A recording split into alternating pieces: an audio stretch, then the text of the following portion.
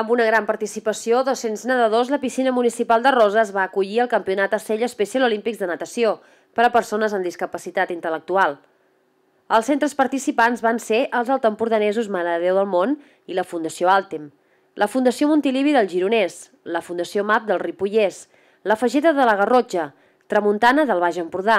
el Vilar de Blanes, Nostra Senyora de Montserrat de Caldes de Malavella, Montseny Guilleries de la Selva i el Collet de Pla de l'Estany.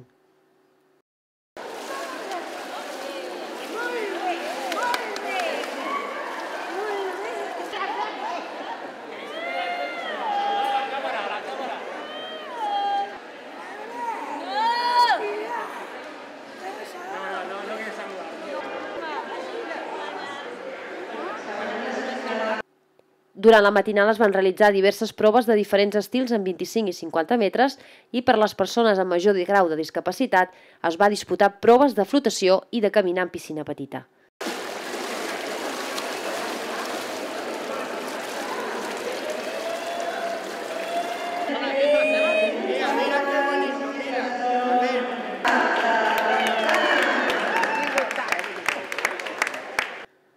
La propera prova esportiva que celebrarà l'entitat catalana és la trobada d'atletisme de l'1 de març.